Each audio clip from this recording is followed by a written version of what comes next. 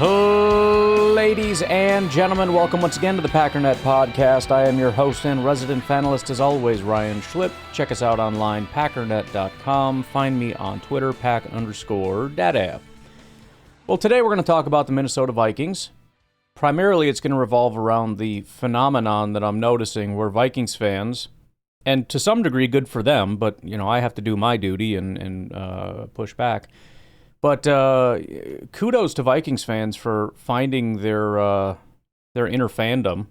I'm surprised. I've certainly seen better Vikings teams than this. There have been windows where you look at it and go, man, offense, defense, they are absolutely stacked. And you look at this season and you think, well, last year they had a roster construction that everybody said this is like the worst team in football.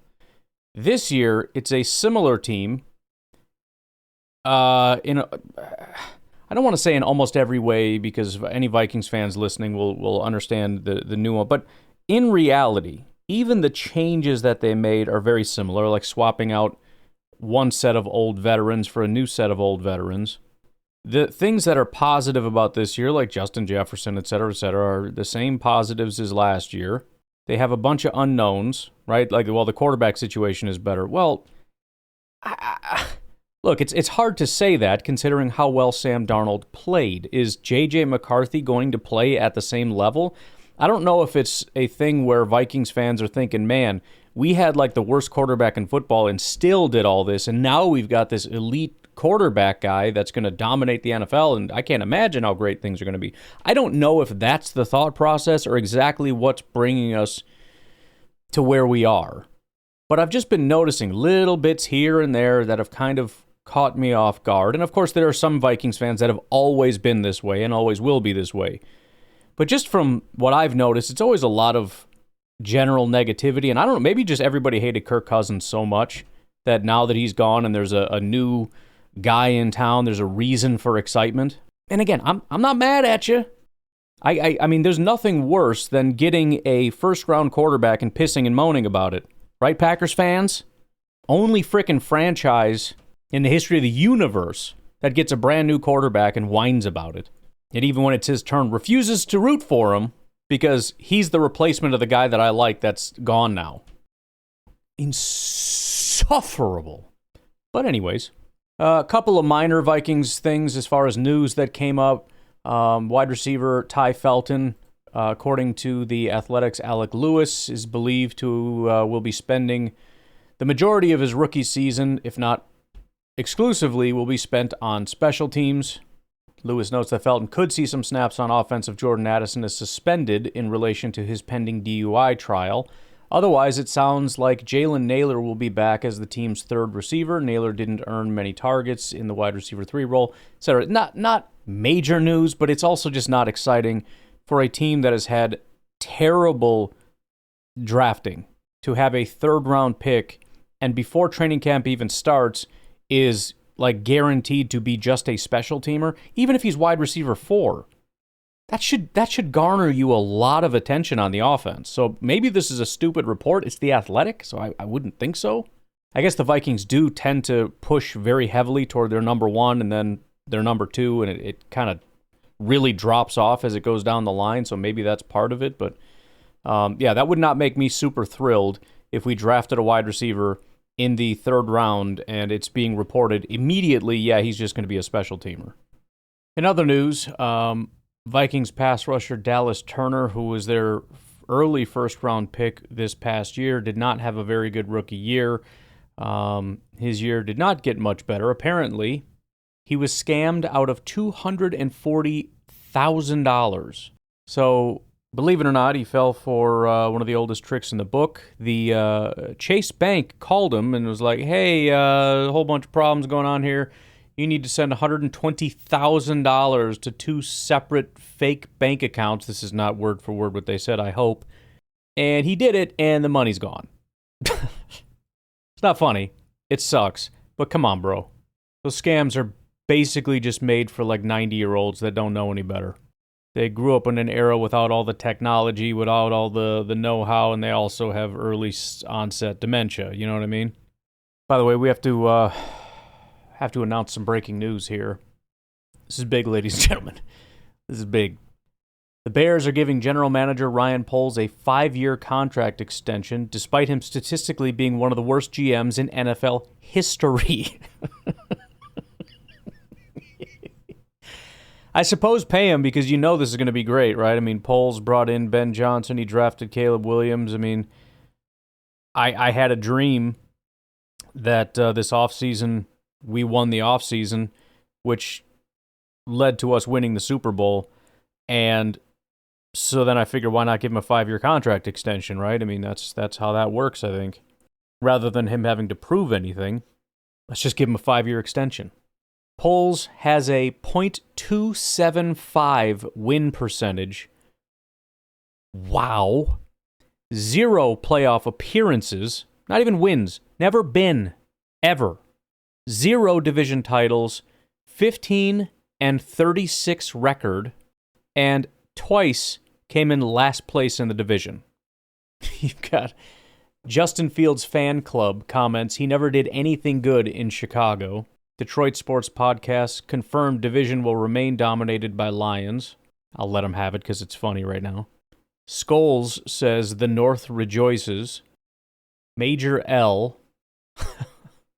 He's a terrible GM, respectfully. First Mini and now Chicago. Green Bay and Detroit fans approve of this. All this to get 4th in the division. Caleb Williams superfan, and I'll censor this a bit. Fat butt gonna be eating good. I honestly don't know if that's a positive or negative thing. It's at best a severe backhanded compliment. That's like a pimp slap compliment right there. Why? The Bears are awful. Bears fan Joe says, okay, but why? What has he accomplished to deserve this? Fair critique there, Bears fan Joe. He has in parentheses, by the way, next to Bears, so it's Bears fan Joe, bear down, sell the team. Oh, boy. Sometimes it's a good day. Schefter points out that he had 2 years left. They gave him this 5-year deal, so it's a 3-year extension, I guess. It parallels Ben Johnson, so now they're like on the same page. It really doesn't matter. They could fire him next year if they wanted to, but I don't know. I don't know if it's optics. Probably gave him a bunch of money. I don't know. Funny thing is though, first comment, Cheesehead TV, let's go. Second comment, another Packer fan says yes, all caps. Third comment is Clayton, yes, all caps. It's nothing but Packer fans just celebrating. Oh, man. I'll tell you what, winning the offseason pays. But all right, sorry about that. Back to the Minnesota Vikings. Bears just, they demand my attention, you know? They can't stand that I'm talking about the Vikings right now. We're going to go through this mailbag, I think, for a couple different times, but one thing I want to bring up before we get into the whole hullabaloo. Were the Vikings one of the teams that lost out on bidding for Jair Alexander? Answer, in said mailbag, no. The Vikings front office constantly explores creative additions. It's one of the tenets of how Adolfo Mensa operates. Rarely do they dismiss any options or opportunities. Alexander, and you can categorize Dolphins cornerback Jalen Ramsey in a similar boat, was always a long shot. It's not just their locker room fit, but it's also the Vikings' belief in the cornerback room they currently have. So again, just to kind of revisit the Jair thing, the whole, wow, we let an all-pro out the door. There are teams that presumably didn't really have any interest in him whatsoever. The Vikings probably are one of those teams. Despite being a team that some Vikings fans would disagree, many feel has a terrible DB room that could use an addition, similar to what they did in Aaron Jones, although potentially better because, you would hope anyways. You never know. No interest. $4 million. Are we starting to put the picture together yet, folks? All right, I'll tell you what. Let's take a break, and then I just want to run through. We'll start with just some tweets just to kind of get warmed up. Just sort of look into what's going on out there. Take a break. We'll be right back. So just a couple things that you may come across as you gander through social media. Somebody by the name of Vikings Page posted a video of the Vikings 2009 offense, and it's the as they're announcing in the beginning of the game, Brett Favre, University of Southern Mississippi, that whole thing. But it's Brett Favre, Adrian Peterson. It's a scary group of folks. That was quote tweeted by JD, who said, "And just think, the 2025 Vikings offense is even more stacked." You got a couple good tackles, a top 5, maybe top 3 receiver. We'll get to that. And what now? I mean, presumably they're looking at Jordan Addison and assuming he doesn't have some kind of big suspension. They also tend to overestimate how good Addison is. He's a solid number 2 receiver. You do have Hawkinson, who's a solid tight end, there's no question. Aaron Jones is nowhere near the guy he was when he was a Packer, but he's still a decent running back. But, I mean, you had all this stuff last year. It's not to say you were bad last year. I'm trying to understand how we went from last year, we're never going to win a single game, we suck, to this year, we're going to dominate everybody. And I have to think it's the quote-unquote improvements they made, which the only improvements would be quarterback, which again, I don't know if this is a mental trick Vikings fans are doing or if it's just extreme optimism that McCarthy's going to be great. The trick being, well, Darnold was bad and we won 14 games. McCarthy's probably going to be great, so we're just going to never lose a game ever again, which that trick only works if you assume Darnold didn't actually have an incredibly good year last year, out of freaking nowhere. The other thing is the interior, which I think is being overblown. Yes, you have a first-round pick there. That has not worked out very well for you in the past. Darrisaw is good, no doubt about it, but if you remember, there was a center that you just replaced that you're all excited about, who was a guy that actually got drafted earlier than you drafted Darrisaw. That guy was butt. He sucked. Ryan Kelly is okay at 32 years old, and Will Fries has only ever been terrible, aside from having a couple good games before getting injured for the entire season last year. This could potentially be a terrible interior offensive line, which is not great for a brand new, unproven quarterback. Now, if all 3 of them end up being great, then yeah, you got a number 1 receiver, a number 2 receiver, a good tight end, a decent running back, a great offensive line, and then whatever McCarthy is. I mean, that assuming everything goes your way, the problem is every team in the world can do that for the most part. I can do that same game. Matthew Golden is going to be elite. Elton Jenkins is going to be an all-pro center. We got a first-round pick that's going to be playing right guard that's going to dominate. Belton's going to slide out to left tackle, and he's going to be better than the left tackle we had before. We're going to have the best offensive line in all of football, which, by the way, Vikings fans are mad that this is seen as potentially not a top 5 offensive line. Remember when we talked before about how they were ranked 7th, and I was confused why they were so high? Some Vikings fans are upset at how insulting that was. I kid you not. But to compare a team that had Brett Favre and Adrian Peterson to a team that has a complete unknown at quarterback and be like, yeah, but we're better this year. I mean, come on, man. I can't compare everybody. I'm not going to go back and look at the entire 2009 Vikings team to find out where there are differences and how this team might be. It's not that interesting, but it's a stupid statement. It just is. Then we have Alyssa. Alyssa says, I still can't get over the great offseason moves our Vikings have made. Offensive line is going to be top 5. Okay. Defense is going to be electric. And don't even get me started about our amazing offense. Well, you already did get started when you mentioned the offensive line. Time to get excited, my Vikes fam. This offseason is going to be special. Well, the offseason might be. But again, what are these additions? And it's very similar to the Bears. We get all new interior, so everything's better. Okay, Ryan Kelly is 32 years old. Will Fries has only ever been a terrible offensive lineman. Yeah, we added Jonathan Allen. He was a first-round pick, dominant Alabama boy. This guy has been dog crap for 2 years and is 30 years old. Oh, we added Javon Hargrave. This guy's a dog, man. He's a beast. He is not. He didn't play last year. He was good for 2 years prior to that. He was bad for 2 years prior to that, and he's 32 years old. 32 coming off a season-long injury. And he hasn't been a well, let's see, he was top 10. The last time he was a top 10 defensive tackle was 2019. According to PFF, he was relatively close in 2022, which would have been, 3 seasons ago? Well, we added Isaiah Rodgers at cornerback. Okay.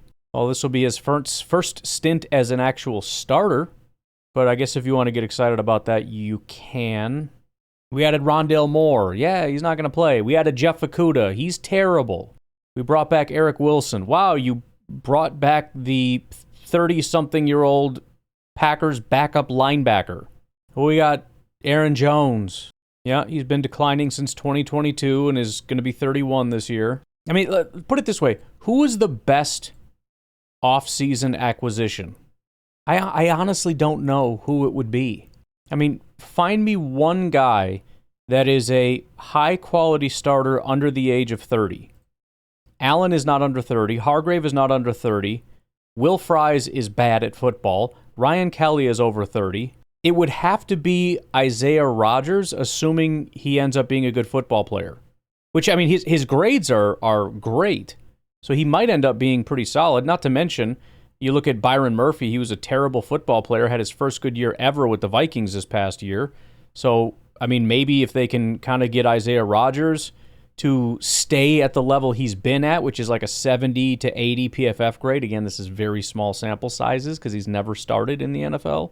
But if by chance this 6th-round pick can come into Minnesota and be a good football player, I mean, he's going to be 28, so he's not really young, but, a 28-year-old starter, he could play for 3 years. I mean, that might be their best pickup. Their entire defensive line, in my opinion, sucks. If you look at the grades of their 3 defensive linemen that Vikings fans, I'm sure, are very excited about from last year, it's 56, 58, 60. Hargrave probably has a bounce back, but that's kind of a big maybe. He only played the 3 games, so you kind of go back to his previous year, which was a 75. But again, that was 2 years ago. We're coming off a season-long injury, and he is now 32 years old. He would have been 30 when he hit this 75. He would have been 29 when he had the 80 PFF grade. The difference between 29 and 32 coming off a season-long injury, pretty big difference. So I don't know if they have a single good defensive tackle. So when I hear Miss Alyssa say, I still can't get over all the great offseason moves, this is that stupid thing that a lot of fans do, and this is why Packer fans get mad, because they want to play this game. They want to be this fan. Listing off names is just a positive. Jackson, Kelly, Fries, Allen, Hargrave, Rodgers, Eric Wilson, Rondale Moore, Jeff Okudah, Tim Jones, Justin Skewell, Jordan Mason, Sam Howell, Donovan Jackson, Josh Oliver. Just listing names is just a win. It's just an automatic win.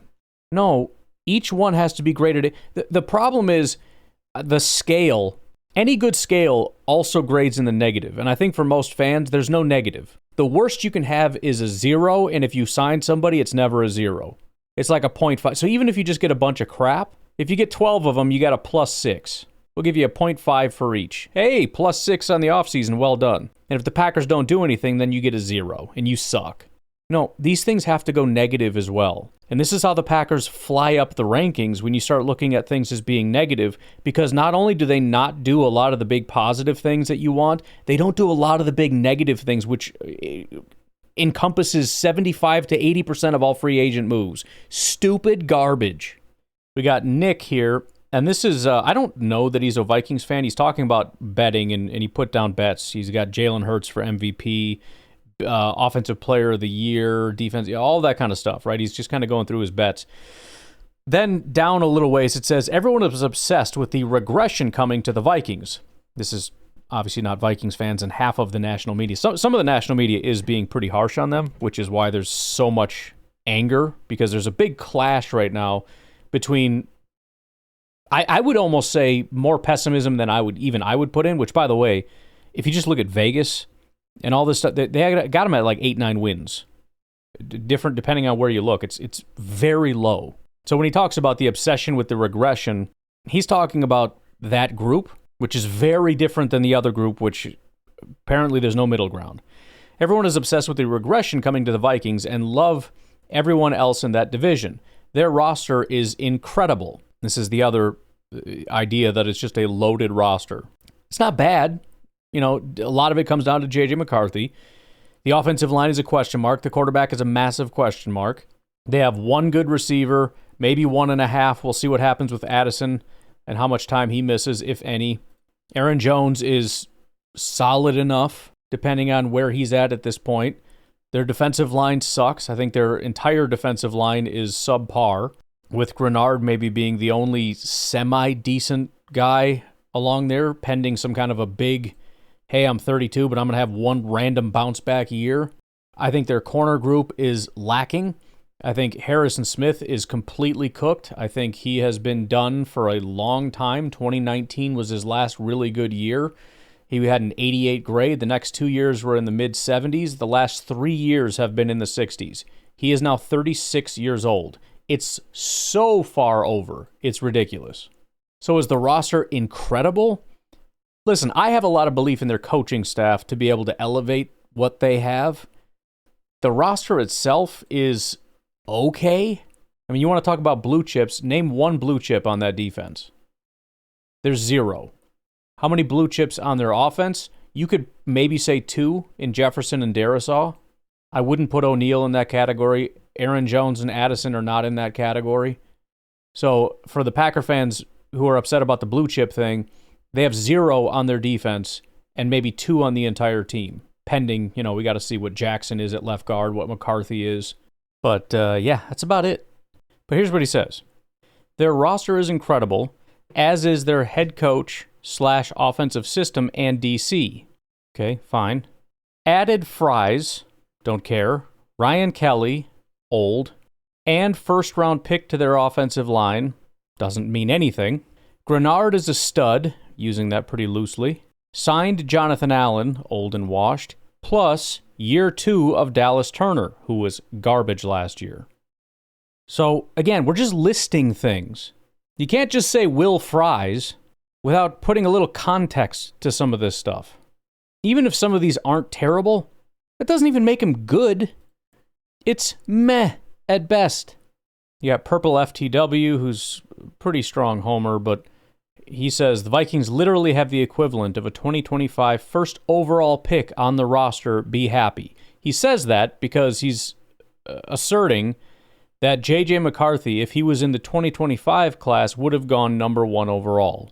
First of all, I don't know, nor do I care. JJ McCarthy is what he is. If next year's class is complete dog crap so that he would have been number 1, whereas in a different class, maybe next year or 2 years ago, he would have gone like 20 or possibly even in the second round, all of that is irrelevant. The question is, what is he? Not where would he have gone in different situations. He didn't just suddenly get better because somebody just made up a theory that he would have been number 1 overall this past year. Finding just the dumbest things to get hyped up about.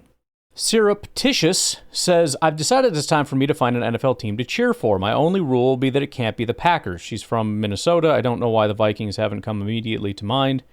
Who needs someone that's going to go all in for their team, buy too much merch, and talk crap about the opponent until they're ready to block me?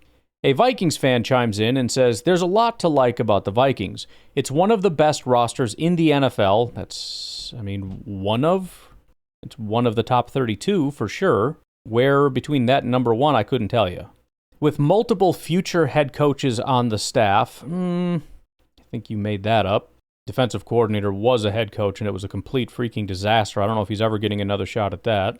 Maybe the offensive coordinator, because they always do that thing where when the head coach is really good at running an offense, then we just throw a bunch of credit at the offensive coordinator as though they had something to do with it, and then they get hired and fail, kind of like what we saw happen in Green Bay several times.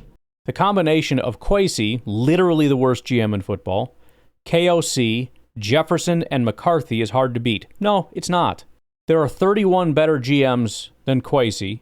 KOC's good, Jefferson is fine, and McCarthy is a complete unknown. You're telling me I can't find a better GM, coach, quarterback, wide receiver? He throws wide receiver in there because it's irrelevant, but it's like the only other thing we have. Normally it would be GM, coach, quarterback, but The only thing they're worth a crap is KOC. So he throws Jefferson in there for good measure. JJ continues to win wherever he goes. Are you talking about JJ Justin Jefferson or JJ as in JJ McCarthy? I'm assuming you're talking about McCarthy, and I don't even know what the heck you're talking about. Wherever he goes? You mean like he went to college and was successful, and now he's in the pros, so we assume he's going to be good here? You understand that everybody, especially first-round picks, have been successful everywhere they've gone. There's nobody that's like, well, they sucked in high school and they sucked in college, but they're really gifted, so they're going to be a first-round pick. So that's just a smidgen of some of the nonsense that is on social media. But it's not just random fans saying nonsense. Here's an article over at SB Nation written by James Dater? I don't know. Depends if you want to French it up or not. The Minnesota Vikings are sneakily having the best free agency in the NFL. A Kwesi masterclass. Come on. This is shortly into free agency, obviously, but there is nothing about this that is masterclassy. We've got good old Kay Adams. She's been very friendly to the Green Bay Packers, so it's hard to be too harsh, but she also tends to be a little bit of a fair weather. Kay Adams on the 2025 Vikings, quote, I think they're going to win the Super Bowl. We got an article here that is responding to some negative criticisms. This is from thevikingage.com.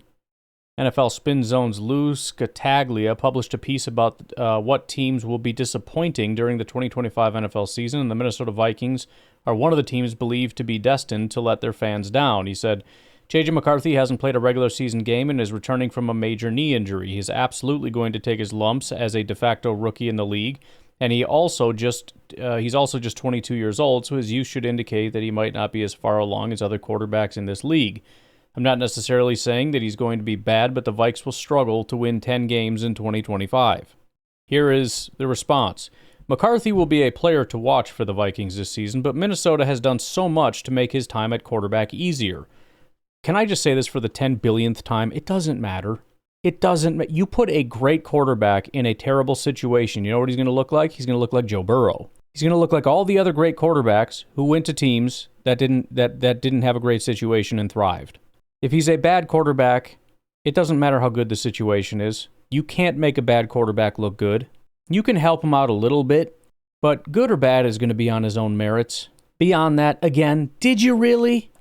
General Manager Kwesi Adofo-Mensah bolstered the offensive line and used the third-round pick on a wide receiver. Okay, first of all, again, you added a draft pick and put him on the offensive line. We don't know if he's any good at football.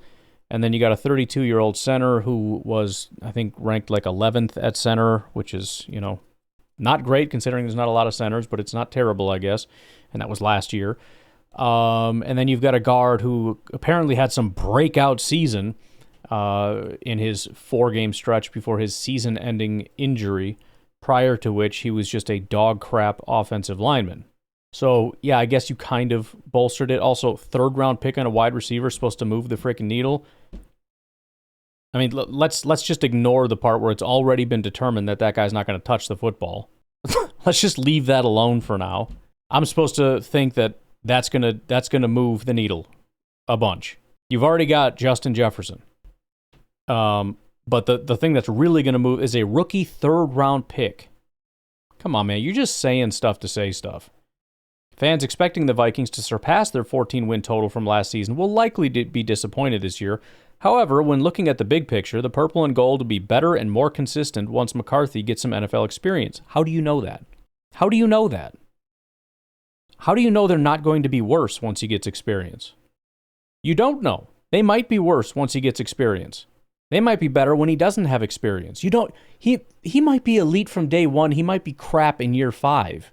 But fans shouldn't measure success in 2025 by the overall win total. Yeah, you know who says that? Teams that suck. Sportingnews.com. Vikings 2025 win-loss predictions. Are experts sleeping on JJ McCarthy in Minnesota? How can you sleep on JJ McCarthy? How do you underrate a guy that can't be rated? I don't know what you're talking about. And the funny thing about it is that they're talking about how, oh man, not everyone's going all in on him. They're really concerned. They list 5 people's predictions 3 of the 5 have them 10 or 11 wins. Only Mo Moten of Bleacher Report has them at 8 and 9, and Gilbert Manzano of Sports Illustrated has them at 7 and 10. So what, because 5 out of 5 didn't have you at 10 wins? Wouldn't the title more likely be, despite the changes, despite the fact that we've got an unknown at quarterback, most still feel we're a 10-win playoff team? One early verdict, experts aren't yet ready to go all in on the Minnesota Vikings and their first-year starting quarterback, JJ McCarthy. With the title again being, Are Experts Sleeping on McCarthy in Minnesota? It doesn't sound like it, especially since Vegas, BetMGM, has them at 8.5 wins. Sounds like everybody's taking the over. How are you underrating JJ McCarthy when everybody is overrating the team based on where Vegas has them? Does that make sense? It sounds to me like you have it built in your mind that 14 is kind of the standard, and if you want to come under that with 11 or 10, I guess that's fine, but otherwise is just absurd. Come on. There's an article here from The Athletic that I thought was pretty hilarious. Kind of kicked this whole thing off, to be honest. One lingering question for every NFL team as the league's summer break begins. So I'm looking through it. Okay, let's see what the NFC North here. Chicago, who will start at left tackle? All right, fair enough. Detroit Lions. Could the Lions' offensive line take a step back in 2025? That's obviously a question. Green Bay Packers. Will Lucas Van Ness play like a first-round pick? That's certainly a fair question.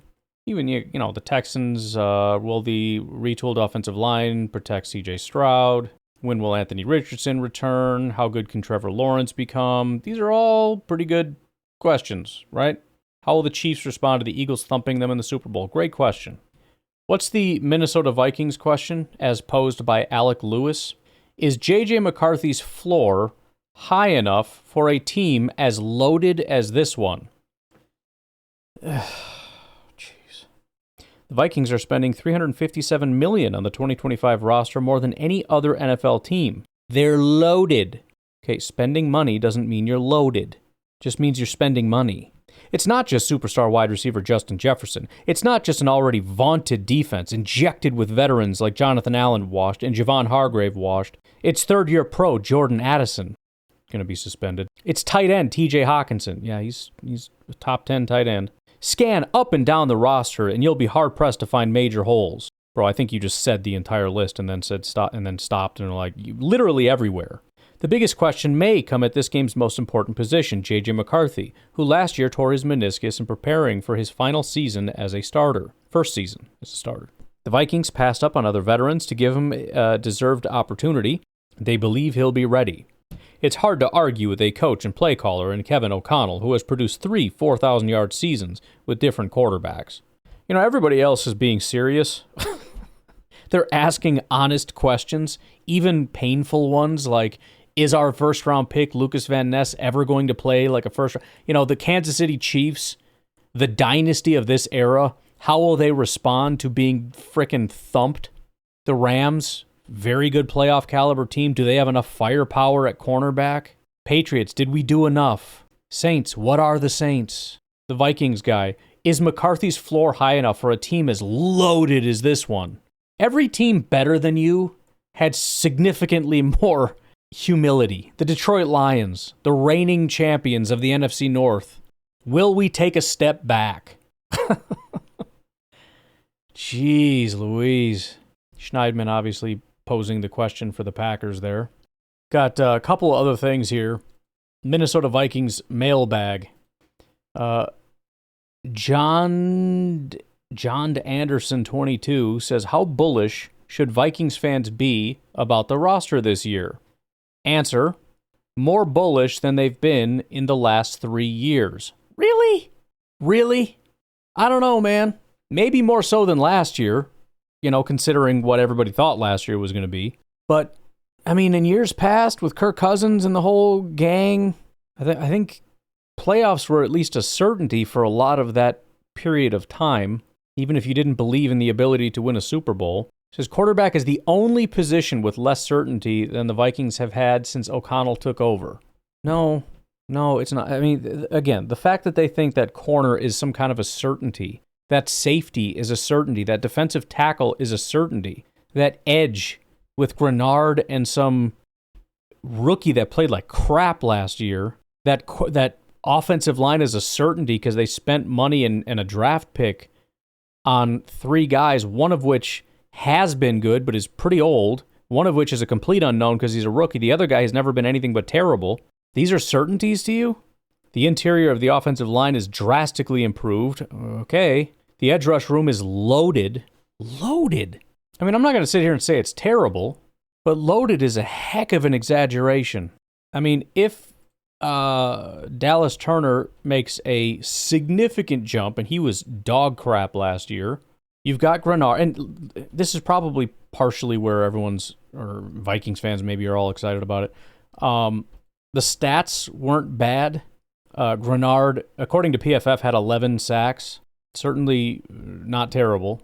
He had 14 in Houston the year before that. So the numbers, at least the sack numbers, pressures were good in 2024, not so much in 2023. Sack numbers are very high. Andrew Van Ginkel, again, PFF sacks, 13.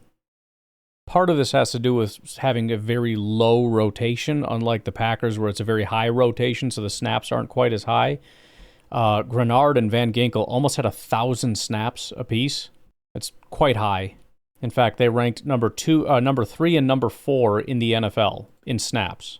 George Karlaftis in Kansas City was number 1 with 1,006. TJ Watt had 1,002. And then you got Van Ginkel and Grenard are 3 and 4. So yeah, the numbers are high, but so are the opportunities. They ranked, as far as pass rush productivity, 13th and 34th, which is not bad. Again, I'm not saying it's bad, but loaded would be top end and deep. You have 2 guys. You have a number 1 and a number 2 is what you have off the edge, assuming no regression. A number 1 and a number 2, and nothing else. Running back is deeper. Okay. I don't even know how to quantify that. Cornerback may be a question mark, yeah, but it still inspires a comparable amount of confidence to the 2022 group of an aging Patrick Peterson, Chandon Sullivan, and Cam Dantzler. It's comparable. Can the defense maintain its dominance? Can a roster with a bevy of veterans stay healthy? And can JJ McCarthy come anywhere close to the levels Kirk Cousins and Sam Darnold reached a few years ago?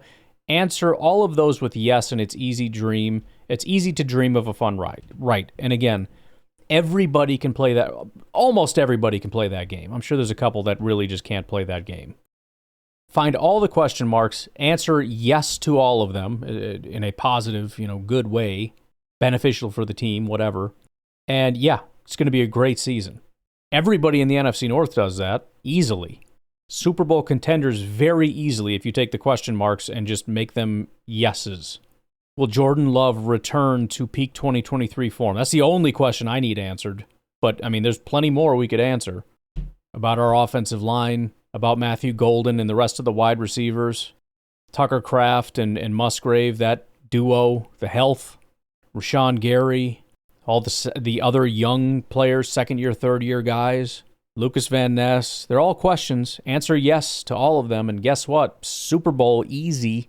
So is there a world? Of course there is. There is for the Bears and the Lions and the Packers. There is a world in which if things go a certain way, they're going to be a very, very good football team. But those questions existed last year and the year before that and the year before that and the year before that as well. So to look at it and say this is some uniquely amazing season for the Vikings, I'm just not seeing that. Again, the only thing I can think is they're looking at it saying, hey, the defense was very good last year. The offense, it had its positive moments, but it needed some help. And now we got McCarthy, who's hopefully going to be great. And we've completely fixed the offensive line. And that's pretty much all we needed to do. And we did it. And so now hopefully that becomes top 5. And then we got a top 10 offense and defense. I think DVOA, they ranked 6th last year, the Vikings. Packers 5th, by the way, just throwing that out there. And then the last one here, I thought this was funny. This is also from The Athletic. Again, going through the NFC North here. NFC North 2025 preview plus Colts quarterback competition. So they got the Lions here, 10.5 wins. You got the key questions, position to watch, breakout player, and then better than 2024, question mark. So for Lions, the question is, can the coordinators, we lost our coordinators, can we still do it? Position to watch, edge. Breakout player, mahogany. Better than 2024, maybe. That's all fair. Packers, question, is Jordan Love good enough? I think that's fair. Position to watch receiver, that's true. Breakout player, Jaden Reed? Maybe. Better than 2024? He says similar. Bears, can Ben Johnson translate the offense to success? Good question. Position to watch offensive line? Probably. Breakout player, Caleb Williams? I mean, of course they're going to put that. Better than 2024? Definitely. Could certainly critique that, but we're not doing Bears right now. Vikings, key question, is JJ McCarthy an improvement over Sam Darnold? It's a fair enough question. Position to watch, quarterback, yes. Breakout player, McCarthy. Can you have a breakout when you've never played before? Can you be a breakout player? I don't know if you can be a breakout player when you've never played before. The world-class infrastructure that helped resurrect Darnold's career and let Cousins shine is even stronger now. Boy, these Vikings people can wax poetic, can't they? Just trying to take nonsense words and make them sound pretty. An improved interior offensive line, the return of star left tackle Christian Darrisaw, that is a fair point, although they did replace him with a pretty solid tackle in the meantime. And skill position talent, give McCarthy every tool needed. And then better than 2024, yes. Bro, you're really reaching here. Do you understand how good the Vikings were last year? I don't understand why, but they were. You're going to be better than that 14-win Minnesota Vikings team with a massive question mark at quarterback. If the number 10 pick of 2024 plays better than Darnold, who struggled until landing in Minnesota, until. So there's no point in bringing that up. This team could make noise in the playoffs for the first time in Kevin O'Connell's tenure. Right, or they could miss the playoffs. It's perhaps worth noting that McCarthy has lost just 3 games since graduating elementary school. No, I don't know that it is worth mentioning that. Again, everybody that is in the NFL dominated football their entire life until getting to the NFL, with only just a couple of them continuing to dominate their entire time through the NFL. They all were great in elementary school and in Pee-wee football. They were all great in their high school football. They were all great in college football. It's not really the question. And no, I don't think the fact that he's lost 3 games carries a ton of weight here. Ay. The Vikings are definitely going to be better than last year. Could our quarterback be dog crap and we lose most of our games? Yeah. Vegas has us at like sub-9 wins. However, we are definitely going to be better than the 14-win Vikings. Yeah, that all adds up. It checks out. So again, there is something in the water. And look, Vikings fans, get excited. You got a new... It's cool. And if things do go horrifically wrong with JJ McCarthy, then you'll always have the offseason of 2025 to remember. You know what I mean? So enjoy it. But it's just getting weird, and it's starting to get to the point where I want this dude to fail. I mean, I do anyways, but I want this guy to fail spectacularly. And I am going to be an insufferable douche if and when that happens. So, looking forward to that. But anyways, I'm going to leave it at that. You all have a good rest of your day. I will talk to you tomorrow. Have a good one. Bye-bye.